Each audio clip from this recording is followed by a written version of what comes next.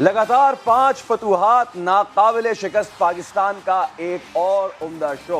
आप देख रहे हैं जोर का जोड़। मैं हूं फैसल करीम और मेरे साथ हैं none other than the legend himself, boom boom himself, Shahid Khan Afridi. Shahid भाई, सबसे पहले thank you so much.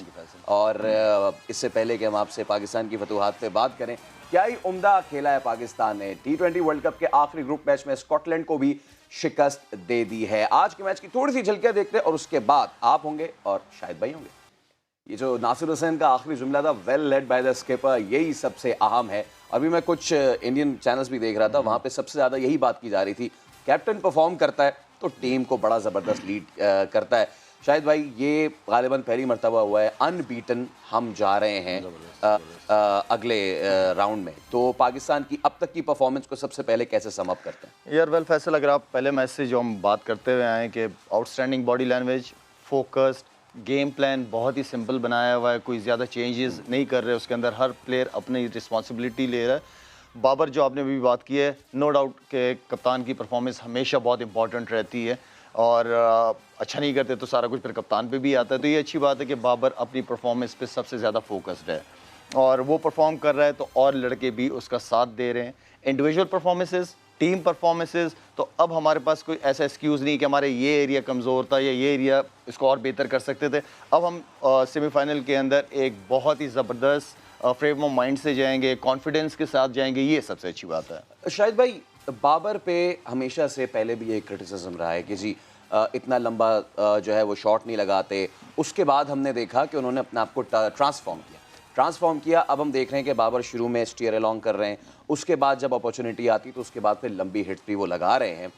Babar Azam की इस ट्रांसफॉर्मेशन को, फिर उसकी एज अ प्लेयर से एज अ कैप्टन ट्रांसफॉर्मेशन को आप कैसे देखते हैं लॉन्ग टर्म में पाकिस्तान के लिए? अगर बाबर को देखा जाए तो शुरू में मैंने ही ये बात की थी कि एज अ कैप्टन इसके ऊपर कहीं प्रेशर बहुत ज़्यादा ना आ जाए। इसकी अपनी परफॉर्मेंस और पाकिस्तान टीम की कप्तानी करना कोई मजाक तो नहीं है, लेकिन उस लड़के ने हकीकत में जल्दी चीज़ों को सीखा है, अडॉप्ट किया चीज़ों को और उसी तरह डिलीवर करने की कोशिश कर रहे हैं। और इस वक्त जो बाबर खेल रहा है ऊपर से, जो वो लेके चले बाकी जितने भी प्लेयर्स हैं उसके अराउंड खेलते रहें, वो अपनी अपनी बैटिंग करते रहें। लेकिन एक प्लेयर हमें चाहिए, इसलिए कि 20 ओवर भी कोई कम तो नहीं होते, 20 ओवर भी बहुत ज़्यादा होते हैं। तो बाबर जितनी देर कप्तान अंदर खेलेगा, लीड करेगा, दूसरे लड़के साथ करें, सपोर्ट करेंगे। शायद भाई, इतनी अच्छी बात हुई है ये कि हम बाबर की आगे चल के भी बात करेंगे, लेकिन पाकिस्तान ने 5 मैचेस खेले, अनबीटन रहे। इन 5 मैचेस में हमारे man of the matches 5 different players थे। ठीक है जी, हारिस रऊफ हो गए, शाहीन शाह अफरीदी हो गए, फिर आगे चल के रिजवान को एक मैच में मिल गया और आज शोएब मलिक हो गए।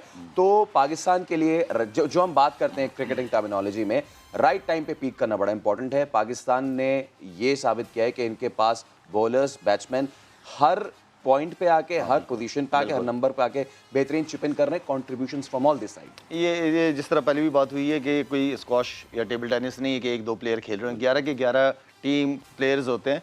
आप एक लड़का या 2 लड़के उसमें परफॉर्म करते हैं थोड़ा बेहतर, बाकी सब पिच इन करते हैं एंड देन फिर उसके बाद एक कंट्रीब्यूट, एक टीम की शक्ल में परफॉर्मेंसेस होती हैं। जो टारगेट आपने एज अ बैटिंग चाहिए होता है उसको आप अचीव करते हैं। तो असल चीज़ यही है, इट्स अ टीम गेम। और मेरे ख्याल में जो बात आपने की, बहुत अच्छी बात की कि हर लड़के ने मैन ऑफ द मैच हुए हैं, 5 लड़के, 5 different man of the match. तो इसका मतलब है कि हर लड़का कॉन्फिडेंस के साथ इंशाल्लाह अगेंस्ट ऑस्ट्रेलिया खेलेगा। और क्या ही कॉन्फिडेंस है कप्तान बाबर का। अगर हम कप्तान बाबर की आज की इनिंग्स, जो कि 3 छक्कों 5 चौकों की मदद से उन्होंने 47 गेंदों पे 66 रन्स बनाए हैं, इसके साथ साथ वर्ल्ड कप के टॉप स्कोरर भी बन चुके हैं। 5 इनिंग्स में 264 रन उन्होंने बना चुके हैं। जॉस बटलर को उन्होंने बीट किया है।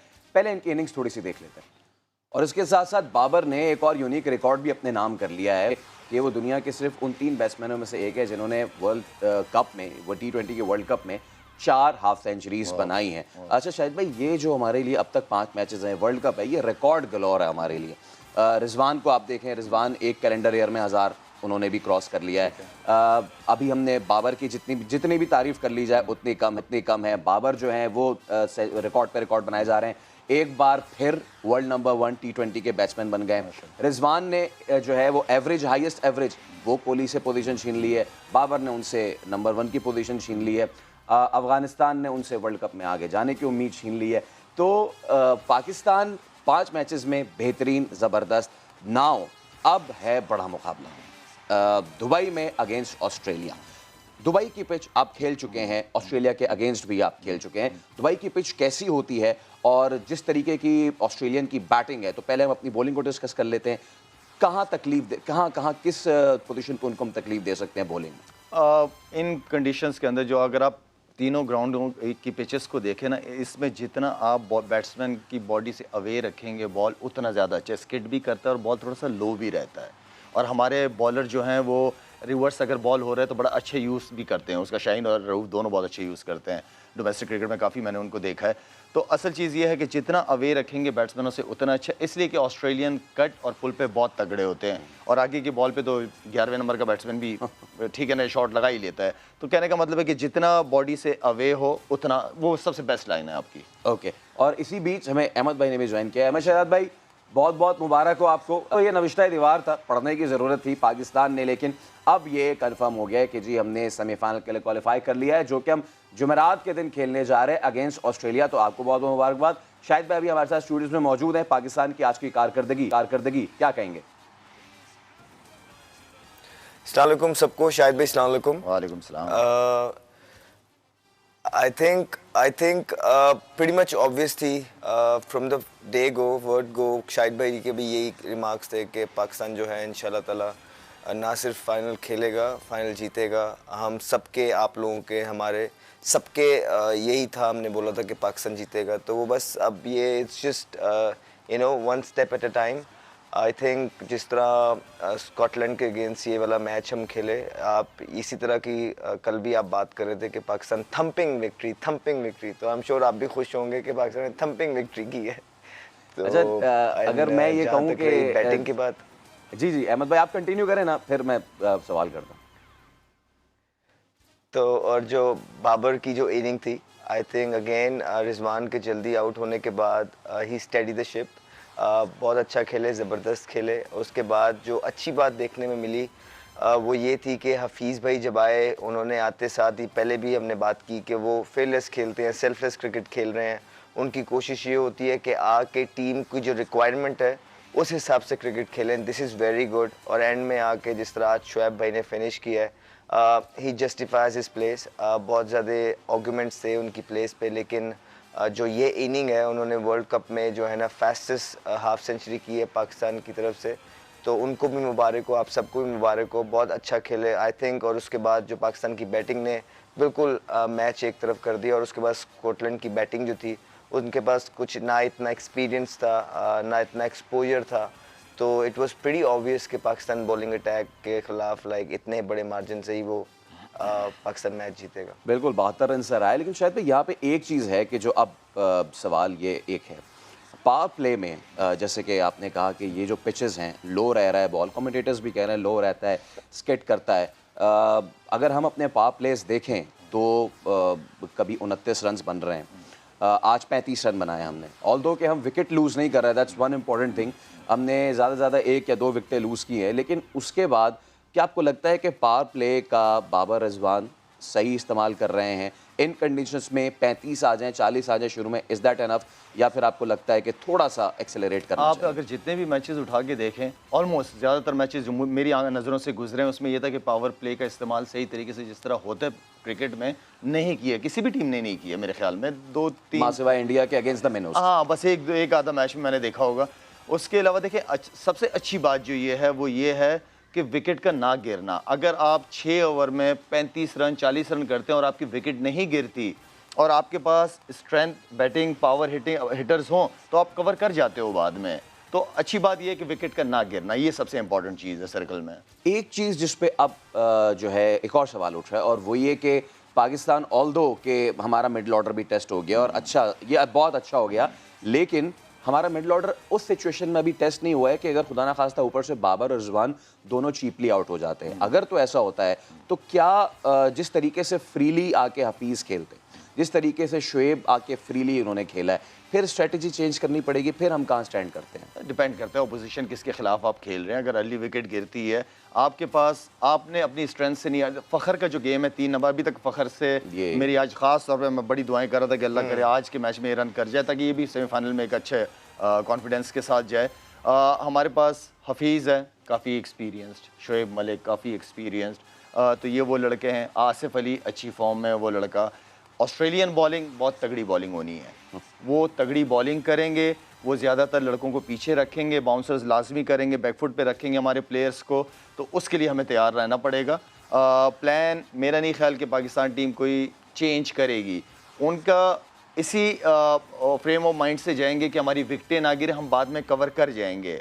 लेकिन ऑस्ट्रेलिया बड़ी टीम है, वो भी मेंटली बहुत स्ट्रॉन्ग टीम है, बड़े बड़े मैचेस की टीम है। खास तौर पे अब जिस मोमेंटम से वो आ रहे हैं जी। एक मैच पहले तो जी एरन फिंच ने 20 पे 40 कर दिया, फिर वेस्ट इंडीज़ के खिलाफ वार्नर ने कमाल कर दिया। लेकिन पाकिस्तान को इसलिए भी स्लाइट एज ज़रूर होगा शायद भाई, होम कंडीशंस ही हैं। फिर ये कि अगर वार्नर शुरू में आ रहे हैं तो हमारे पास इमाद वसीम बड़ा ज़बरदस्त है। मैं चाहूँगा, अहमद भाई तो तारीफ़ कर ही चुके हैं बहुत ज़्यादा इमाद वसीम की, मैं चाहूँगा आप ज़रा बताएं इमाद वसीम के हवाले से। इमाद ने अपने आप को बड़ा इम्प्रूव भी किया है। 2015 का वर्ल्ड कप भी हम सबको याद है, इंडिया के ख़िलाफ़ कितनी ज़्यादा मार पड़ी थी।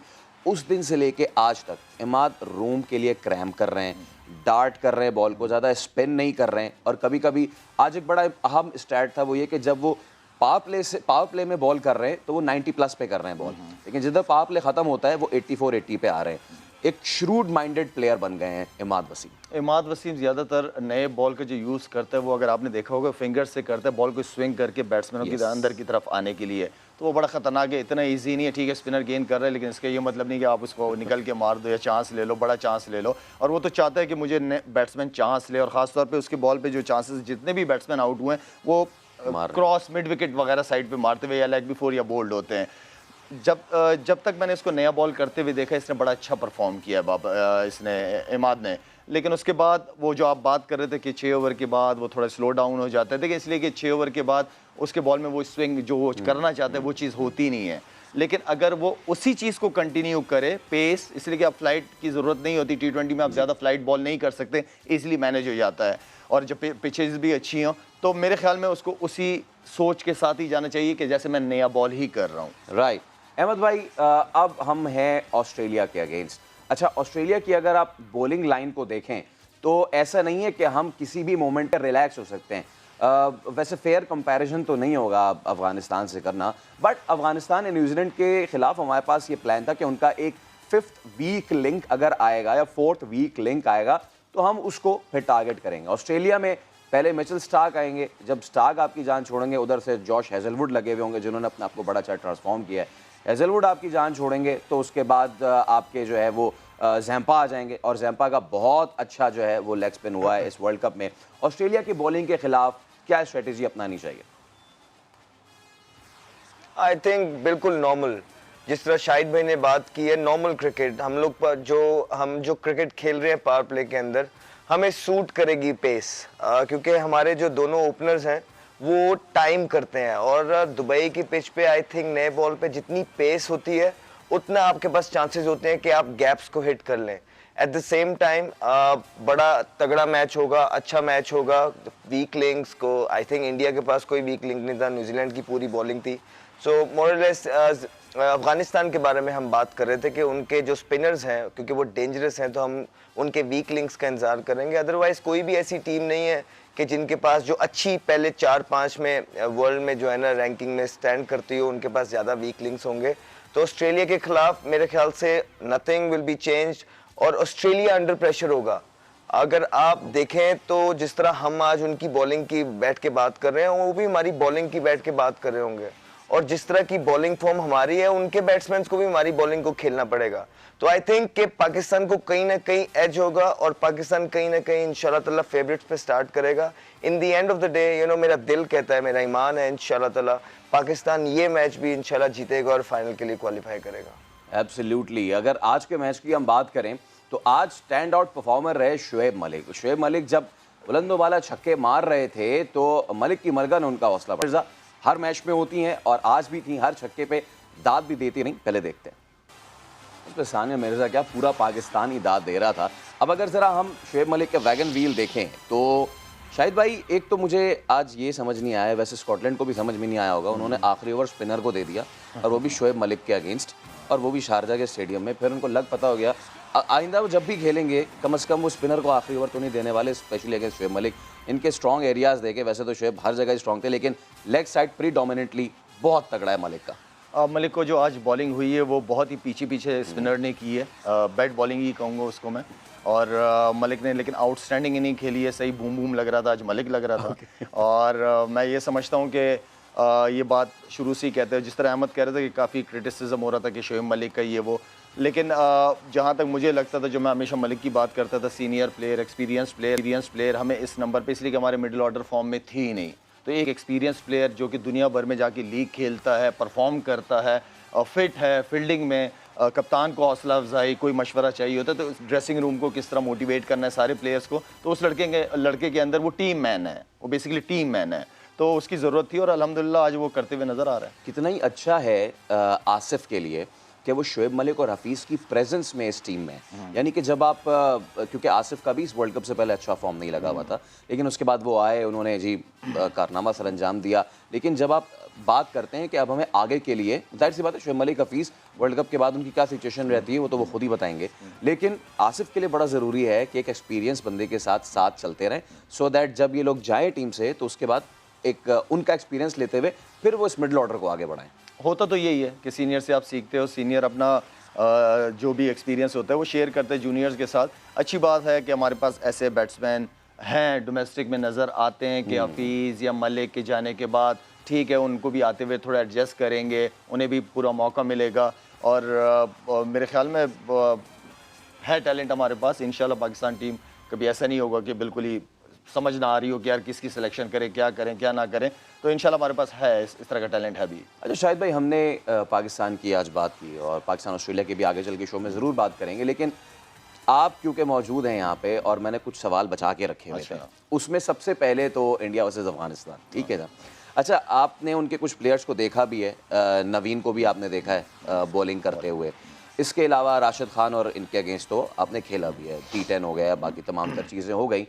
अफ़गानिस्तान एक बहुत फैंटास्टिक साइड है, यानी जब वो खेल रही होती है किसी साइड के अगेंस्ट, तो जो साइड वाला अपोजिशन होती है ना, उसके फैंस हर वक्त यूँ देख रहे होते हैं कि यार पता नहीं क्या होगा, सुकून से नहीं बैठने देते। क्या हुआ था अगेंस्ट इंडिया उस दिन? बॉडी लैंग्वेज ख़त्म हो गई थी बिल्कुल, समझ में नहीं आ रही थी उनकी प्रोपोजिशन। नबी से पहला ओवर कराया, अच्छा ओवर उन्होंने किया, वो इमाद वाला बॉल उनका नबी वाला भी होता है, अंदर चला जाता है और फिर बाहर आ जाता है। नबी से एक ओवर कराया, राशिद को कंसेक्यूटिव स्पेल नहीं करा रहे। What happened with Afghanistan that day? मेरे ख्याल में देखें अफगानिस्तान के जो दो प्लेयर हैं, एक जजी हो गया और अहमद हो गया, ये वो प्लेयर हैं जो आपको अच्छे स्टार्ट देते हैं। ये जब रन करते हैं तो खुद बहुत टोटल जो है बड़ा अच्छा लगा हुआ होता है। मैंने जजी की परफॉर्मेंस भी नहीं देखी जितनी उससे एक्सपेक्टेशन थी मुझे अफगानिस्तान कि वो अच्छा परफॉर्म, शहजाद ने भी कोई इतना कोई एक्स्ट्रा वो नहीं किया, तो ये वो मैं मेन बाकी राशिद हो गया आउटस्टैंडिंग बॉलर है उनकी तरफ से। लेकिन उस दिन बॉडी लैंग्वेज एक दो फील्डिंग में खासतौर पे जो मुझे नजर आया, कैच सीधा छोड़ देना और सबसे अच्छे मेन प्लेयर्स उनके अच्छे फील्डर्स में से उनसे छोड़ा, तो ये सारी वो छोटी छोटी चीज़ें जो अगर आप फील कर सोच रहे हो और कोई आपको आके कहे तो आपके जहन में वो चीज़ आ जाती है कि यार हाँ ये तो बॉडी लैंग्वेज इस तरह नहीं थी।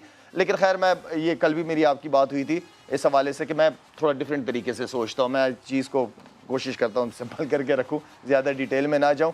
लेकिन जो अफगानिस्तान की परफॉर्मेंस थी, मेरे ख्याल में जिस तरह की इनकी टीम चलती हुई आ रही थी, जो हमें उम्मीदें थी कि ये बहुत अच्छा कोई ना कोई अपसेट होना था, उम्मीद मुझे इस टीम से ज़्यादा थी कि अफगानिस्तान किसी बड़ी टीम को लाजमी हराएगा। और क्रिकेट पंडित ये भी कह रहे थे अगर अफगानिस्तान किसी को हराए तो अपसेट न कहिएगा उसको, क्योंकि अफगानिस्तान अब भरपूर तगड़ी टीम बन के उभर रही है। हाँ बिल्कुल, ये थी, ये हमारा ये मुझे लग रहा था कि फ्यूचर में इंशाल्लाह अफगानिस्तान टीम, तगड़े दलेर लोग हैं सारे, तगड़े जिस जगह से हैं वो लोग, तो बेसिकली अंदर की जो इंटरनेशनल क्रिकेट है वो सारी दलेरी की बहुत ज़्यादा है, तो तगड़े लड़के हैं उनके। लेकिन यह है कि उनको उनकी क्रिकेट के अंदर या उनके जो मैनेजमेंट से मेरी बात हुई है, काफ़ी उनकी डोमेस्टिक क्रिकेट पे काम करने का प्लान है इनका, तो लेट्स सी कि अच्छी टीम बन के सामने है। बिल्कुल अच्छी टीम बन जाएगी। अहमद भाई, अब दोबारा से हम फोकस शिफ्ट करते हैं पाकिस्तान वर्सेस ऑस्ट्रेलिया। वैसे T20 में हेड टू हेड देखा जाए तो पाकिस्तान का पलड़ा भारी है, लेकिन जब भी वर्ल्ड कप के नॉकआउट मरहले खा के वो T20 हो, खा के वो 50 ओवर गेम हो, ऑस्ट्रेलिया के खिलाफ हमें वो जिंक्स नज़र आ रहा है, हम उसको पार नहीं कर पा रहे हैं। हमें 2015 का भी याद है, फिर वो सईद अजमल वाला भी वर्ल्ड कप हमें बहुत अच्छी तरीके से याद है। तो क्यों ये ब्लॉकेट क्या आ जाता है? आपकी क्या यादें हैं ऑस्ट्रेलिया से जब भी खेला है, तो ऑस्ट्रेलिया कहाँ आके हमें इन नॉकआउट्स में टफ टाइम देती है?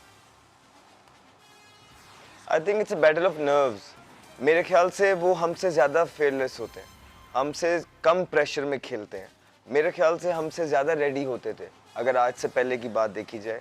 और हम कहीं ना कहीं आके अंडर प्रेशर कोई ना कोई गलती करते थे और वो हमारी गलती पे कैपिटलाइज करते थे एंड दे वर रूथलेस उनकी अप्रोच में। सिमिलरली जो बिल्कुल एज इट इज़ पाकिस्तान की अप्रोच है इस टूर्नामेंट में, they are ruthless at the moment. तो ये पाकिस्तान की जो टीम और ये जो कॉन्फिडेंस उनके पीछे बिहाइंड मोमेंटम है 4 विक्ट्रीज़ का, तो यही वो फेयरलेस क्रिकेट है, या यही वो पीछे जो आपको एक चाहिए होता है बैगेज के जीत का, परफॉर्मेंसेस का, ये वो जो है ना इंशाल्लाह जो है ना उतारेंगे अगले मैच में। तो आप इस दफ़ा देखेंगे कि सारे जिंक्स भी टूट जाएंगे और इस दफ़ा जो मोमेंटम है वो पाकिस्तान के साथ ज़्यादा है, प्रेशर ऑस्ट्रेलिया पे बहुत ज़्यादा होगा। पाकिस्तान के लड़के ऑलरेडी बहुत अच्छा खेले हैं, मेरे ख्याल से they should be proud on themselves. और इंशाल्लाह जाके अगर बस जिस तरह शाहिद भाई ने बात की है, जो कि हमारे 1-2 बैट्समैन हैं जिस तरह फॉर्म में आए, 1-2 बैट्समैन हैं कि अभी भी जिन पे ड्यू है एक बड़ी इनिंग, और वो अगर इस तरह के मैच में हो जाए तो क्या ही बात है। जिस तरह फ़खर की उन्होंने बात की है, फ़खर को टीम में जिस तरह डाला, जो आए वो उन पे मेरे ख्याल से बड़ा ट्रस्ट और फेथ है, कप्तान का भी, सिलेक्टर्स ने भी शो किया और हमारी इमाम ने भी शो किया है। इंशाल्लाह अगर उनकी जो है ना एक आधी इनिंग लग जाए मैच विनिंग, जो कि उन पे ड्यू है, और वो मतलब इंशाल्लाह उनसे उम्मीद है कि वो ज़रूर डिलीवर करेंगे, तो इंशाल्लाह पाकिस्तान को उसका बहुत ज़्यादा फ़ायदा हो जाएगा। और हम सब उनके लिए दुआ करेंगे कि वो ऐसी इनिंग खेल दें इंशाल्लाह, कि वो जब इनिंग खेलते हैं आपको पता है थोड़ा मतलब जिस तरह का उनका स्टाइल ऑफ प्ले है होता है, थोड़ा बहुत इनकन्सिस्टेंसी इसके साथ चलती रहती है, ये मायने नहीं रखता है, लेकिन टाइमली नॉक खेल देना, जिस तरह उन्होंने वो चैंपियंस ट्रॉफी के फाइनल में खेली थी, अगर उस तरह की नियर समवेयर देयर कोई इस तरह की इनिंग खेल जाएंगे तो जो कि पाकिस्तान उनसे एक्सपेक्ट कर रहा है, तो पाकिस्तान का बहुत फ़ायदा होगा इंशाल्लाह। और मेरे ख्याल से अब फ़खर पे ड्यू भी है, और फ़खर की ऑस्ट्रेलिया की वो वाली इनिंग्स भी हमें याद है जिन्होंने बड़ा ज़बरदस्त उन्होंने खेला था। अच्छा शाहिद भाई, जब हम यादों की बात करते हैं, एक बड़ी तल्ख याद है, एक तो 2015 ऑब्वियसली हम बड़ा ऑन सॉन्ग थे लेकिन वो हम हार गए। एक जो था वो उससे भी ज़्यादा जो है हम बहुत क्लोज थे, आखिरी ओवर गालिबन 19 रन, सईद अजमल वाली चीज़। शाहिद भाई आप भी थे उस मैच में, ठीक है, बिल्कुल। और जिस वक्त सईद अजमल को आपने बॉल दिया ना, तो ऑब्वियसली सईद अजमल उस वक्त हमारे एपेक्स बॉलर थे, और उन्होंने पहला बॉल कराया था, और पहला बॉल जो थे वो जो लेफ्ट हैंड फास्ट बॉलर थे उनके, उन्होंने वो बॉल खेला, वो सिंगल हो गया, फिर जनाब मारा था, हाँ। बिल्कुल ठीक है, और वो रह गए जी 5 बॉल पे फिर 18 रन, ठीक है।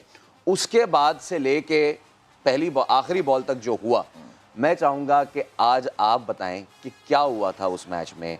हमने तो टीवी पे देखा, लेकिन एज कैप्टन आपने वहाँ पे क्या महसूस किया? सईद अजमल क्या कर रहे थे, क्या करना चाहिए था, और हसी ने कैसे उनको ग्रिप किया? सईद अजमल उस पूरे वर्ल्ड कप में मेरी स्ट्रेंथ था, बिल्कुल एज अ कैप्टन मैं बड़ा कॉन्फिडेंट था, उसको हमेशा आखिरी के ओवर ही करवाता था मैं, और उसमें उसने सबको जो है ना वो दूसरे से पागल किया हुआ था। तो सईद अजमल, जब मुझे पता चला कि आखिरी ओवर में ये रन चाहिए, तो मैंने कहा चलो शुक्र है यार, ऑस्ट्रेलिया से मैच जीत, मैं फील्डिंग में खड़ा हूँ, मैं कहा शुक्र है या अल्लाह जीत गए, अब फाइनल खेलेंगे, फाइनल की तैयारी करेंगे, ये मैं खुश था, अंदर ही अंदर से खुश था। पहला बॉल हुआ, सिंगल हुआ, फिर हंसी आ गया।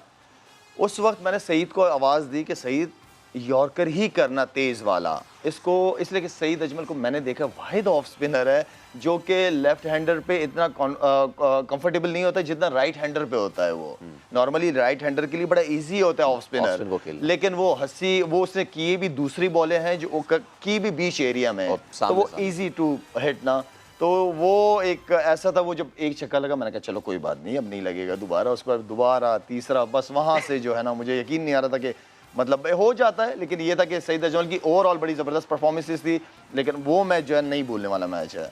एक बुरा दिन होता ही होता है, बिल्कुल होता है। अच्छा, अगर आज आप उठा के देखें जो हमारा पड़ोसी मुल्क है उसका सोशल मीडिया या फिर कन्वेंशनल मीडिया, उस पर अब सब ये कह रहे हैं कि जी एक दिन सबका बुरा होता है, पाकिस्तान का बुरा दिन आना जा रहा है। शायद भाई आपकी बड़ी इंटरेक्शन है उनके मीडिया से भी, उनके लोगों से भी अभी, और उनके बड़े सीनियर जर्नलिस्ट से भी, जितनी भी अब उनकी आप गुफ्तगू सुने, एक तो आप लोगों के टाइम पे मुझे याद है जिस वक्त आप इंडिया में खेलने गए थे, रवि शास्त्री ने आपको बूम बूम का लक़ब दिया था ना, ठीक है, एक तो उस वक्त का था।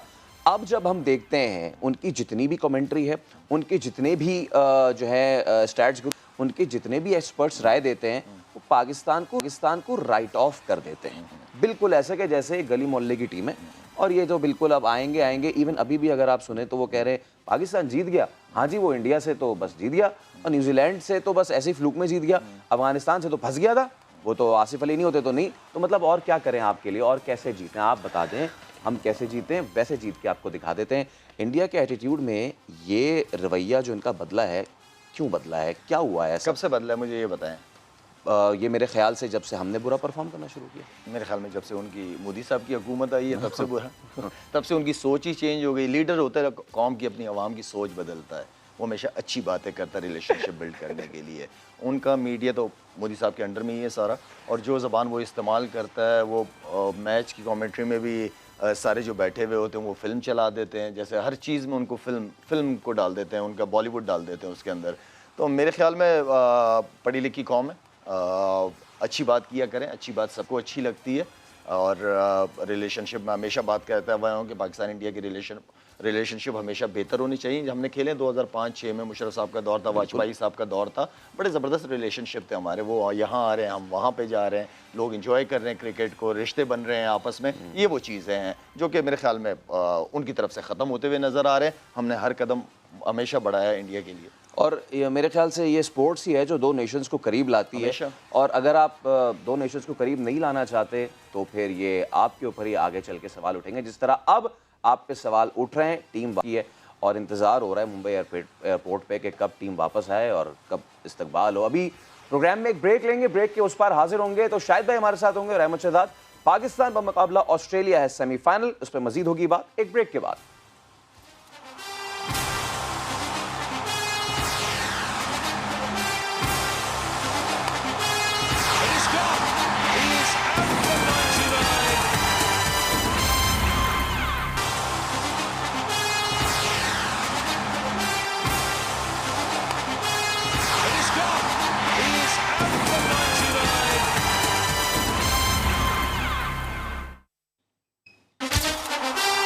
वेलकम बैक टू जोर का जोड़। और पाकिस्तान के लिए अच्छी खबरें हैं। पाकिस्तान ने ग्रुप लीड किया है, इसका मतलब यह है कि पाकिस्तान जुमेरात को ऑस्ट्रेलिया के खिलाफ खेलेगा सेमीफाइनल। आज के मैच की बात की जाए तो बहुत ज़रूरी होता है प्लेयर्स को एनर्जी में रखना, प्लेयर्स को एक्साइटेड रखना, और कीपर जो है ना उनका बड़ा अहम रोल होता है। पाकिस्तान के विकेट कीपर्स, आप राशिद भाई, मोइन भाई से शुरू करें और आज तक रिजवान तक, तो ऐसे चौपी कीपर्स आपको मुश्किल ही है कि पूरी दुनिया में देखने को मिले। रिजवान की जितनी भी तारीफ की जाए कम है, कीपिंग भी अच्छी कर रहे हैं, बैटिंग भी अच्छी कर रहे हैं। और आज भी रिजवान जो है वो विकेटों के पीछे किसकी याद ताज़ा कराते रहते हैं, आपको दिखाते हैं। अच्छा शाहिद भाई, स्पिनर्स और जो विकेट कीपर है ना उनका एक अलग ही रिलेशन रहता है, ठीक है। मुझे याद है आप इंडिया के खिलाफ खेले थे, अजहरुद्दीन को बॉल कर रहे थे तेज़, वो कह रहा भाई रुक जा भाई, तो उस पर भी मोइन भाई ने लुकमा दिया था। तो हमारे जो पाकिस्तानी कीपर्स हैं उनका बड़ा खासा रहता है, सुकून से रहने नहीं देते बैट्समैन को। फिर एक बड़ा, फिर सरफराज है, सैफी भाई है, उनका एक अलग किस्म का एग्रेशन था। लेकिन रिजवान जिस तरीके की पॉजिटिव एनर्जी लाते हैं टीम में, इससे पहले भी उनके जो जुमले होते हैं वो तो बड़े ज़बरदस्त होते हैं। इससे पहले वाले मैच में जब विकेट ही निकल रही थी वो कह रहे थे यार अव्वलीन तरजीह है, शेडी सब्र शुक्र अव्वलीन तरजीह है, सब्र शुक्र से मिलेगी। आज भी उन्होंने कहा कि अगली बॉल पे मिलना है और अगली बॉल पे आउट हो गया। रिजवान की एज अ कीपर एनर्जी को कैसे रेट करें? देखिए रिजवान आज जहाँ खड़ा है और जो उसकी परफॉर्मेंसेज है उसको सब्र के साथ ही है, इसलिए काफ़ी टूर किए, खेल नहीं रहा था।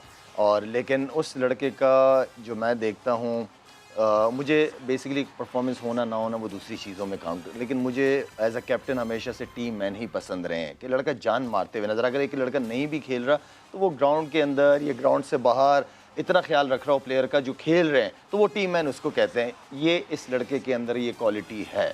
और इसने अगर टीम को लीड भी किया है, डोमेस्टिक क्रिकेट में जो ट्रॉफियाँ जीती हैं इसने अपनी लीडरशिप की वजह से सबको साथ लेके चलते हैं। मुल्तान सुल्तान की अगर मैं बात करूं, इसकी ज़बरदस्त किस्म की कप्तानी रही है, वो सबको लेके चलता है। और इसका सब देखिए बिलीव बहुत इंपॉर्टेंट चीज़ है।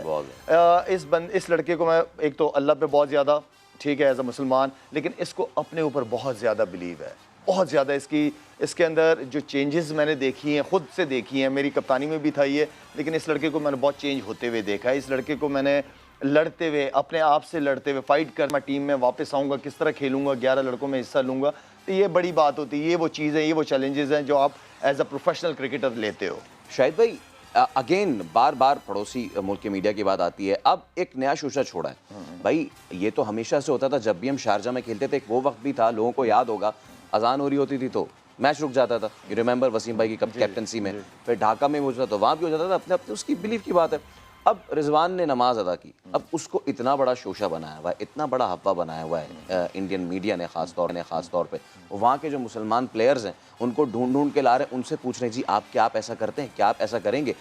आपको हरा दिया है अगर, तो इसका मतलब ये थोड़ी है कि आप इस तरीके से किसी के बिलीफ को हिट और टारगेट करना शुरू कर दें। नमाज तो हमेशा से पढ़ते आए हैं, इंजी भाई की क़यादत में पढ़ते आए हैं, आप पढ़ते आए हैं, सारे ग्राउंड में पढ़ते हैं, इसमें कोई मजाका तो नहीं है। मेरे को नहीं ख्याल कोई इसमें बड़ी बात है। ये तो ऐसा टॉपिक है, इसके ऊपर मैं डिस्कस भी नहीं करना चाहता।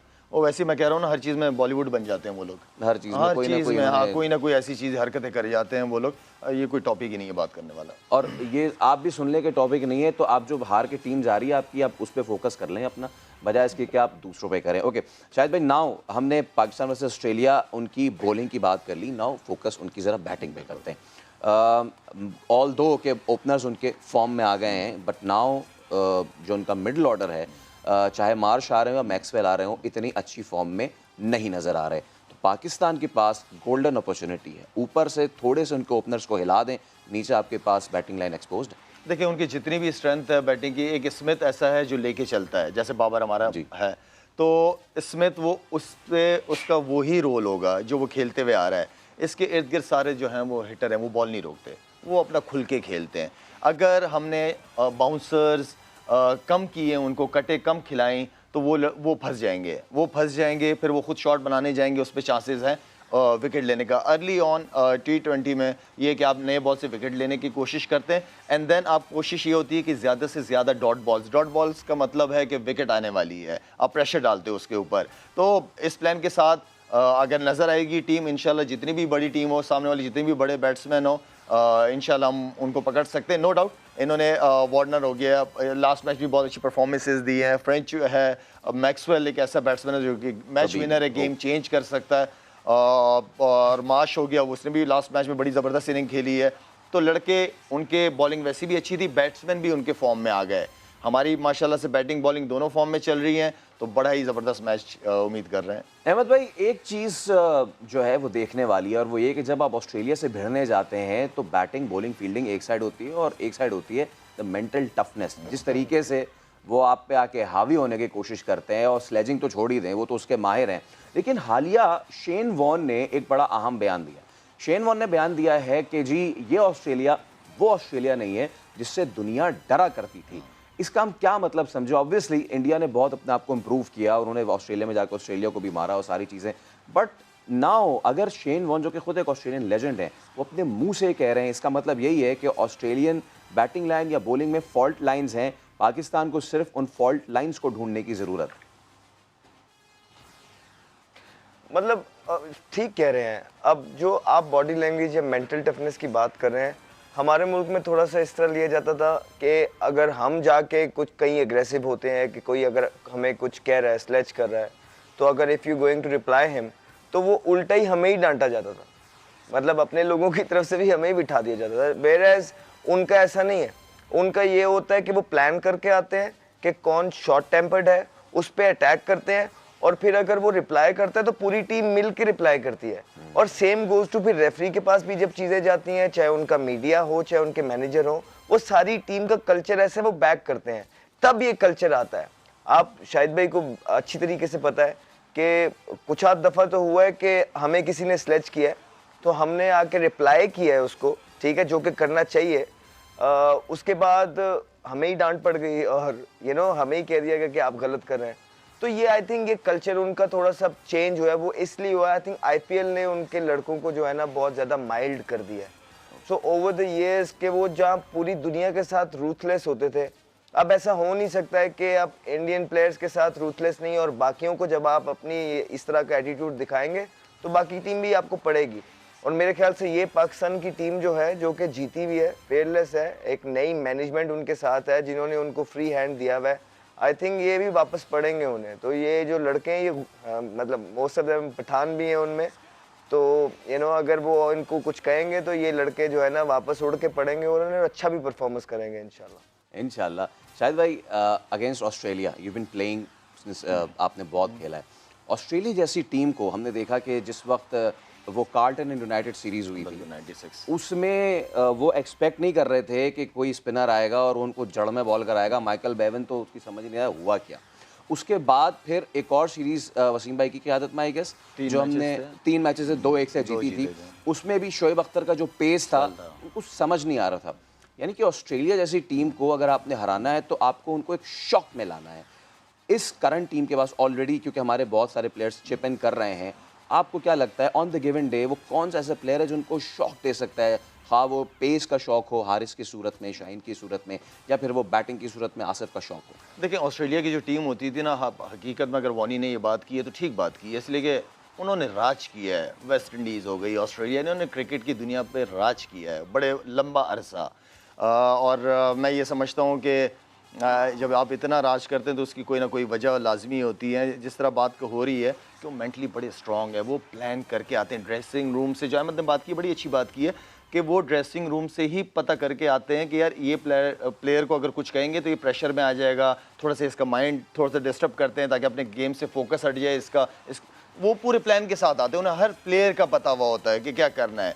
अब ऑस्ट्रेलिया की टीम नो डाउट वो टीम नहीं रही, लेकिन अभी भी वो टीम है तो सेमीफाइनल में पहुंची है।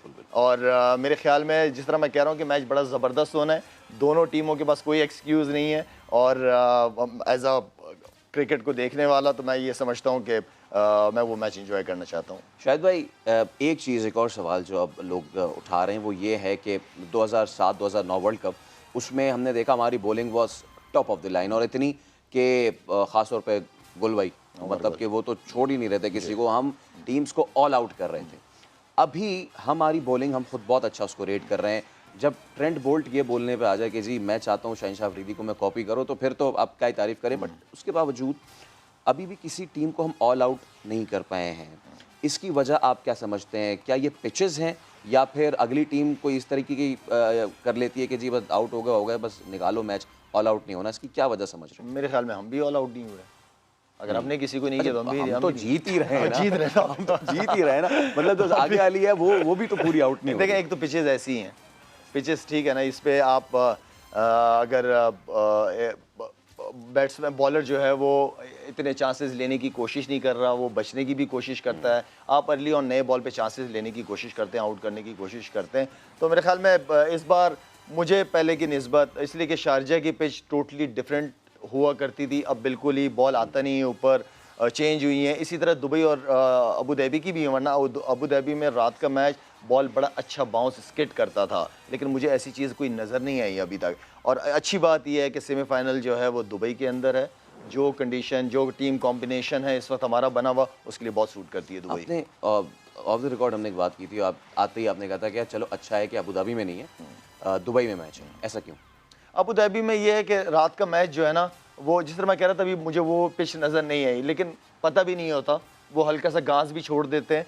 और ऑस्ट्रेलियन बॉलर्स को अगर आप अच्छी हाइट्स है उनकी, अच्छी पेस है उनकी, तो मेरे ख्याल में उनके, हमारे पास अगर हाइट वाला एक शाहीन है तो उनके पास 3 है, मेरे ख्याल में 3 ही है। और वो उस चीज़ का बड़ा अच्छा यूटिलाइज करते हैं। पैट कमिंस भी, हेज़लवुड भी, तीनों तगड़े हैं। इनको एरिया भी पता है कि किस एरिया से, इसलिए कि खेलते हुए काफ़ी एक्सपीरियंस्ड भी है। तो मैं ये चाह रहा था कि दुबई की कंडीशन में मैच हो तो वो ज़्यादा बेहतर है, ताकि हमारे बैट्समैन जो है वो पुल और कट अच्छी मारें। अच्छा अहमद भाई, नाउ अब सारे हमारे पास बड़े दिन हैं, और इन सारे दिनों में हमने देखा कि पाकिस्तान टीम जो है वो आज के मैच से पहले जो है ना वो चिल भी कर रही थी बड़ा। तो कितना ज़्यादा ज़रूरी होता है कि जब आपके पास अब ऑफ डेज़ हैं, अब आपने खेलना नहीं है, अगला आपने जुमेरात को जाके खेलना है, 2-3 दिन का आपके पास फ्री टाइम है, तो कितना ज़्यादा इम्पोर्टेंट है कि आप अपने आप को उसी फ्रेम ऑफ माइंड में रखें, उसी एग्रेसिव, और आप वहाँ से डिविएट ना हो? I think it's really important कि अहमद क्या करते थे जब 3 दिन का गैप आता था, 2 दिन? अहमद अपना बताए ना, 2-3 दिन जब गैप आता था, मैच आगे था, आप क्या करते थे? मेरे पे डाल दे। मैं बस आपके साथ होता था, मैं आपके साथ होता था। देखा ना, मैंने पहले ही कह दिया, मैं आपके साथ होता था। और आप क्या करते थे? मैं जो अहमद करता था।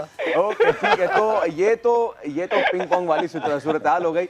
हम इस सवाल को यहीं रोकते हैं, इस जवाब को, क्योंकि शो का वक्त खत्म हो गया है। लेकिन पाकिस्तान की फतूहात का सिलसिला खत्म नहीं हुआ है। कॉन्ग्रेचुलेशंस टीम पाकिस्तान, अनबीटन 5-0 और उम्मीद यही है कि अब जुमेरात के दिन भी हम एक और मैच जीतेंगे और फाइनल की तरफ जाएंगे। तब तक के लिए दीजिए इजाजत। अल्लाह हाफ़िज़।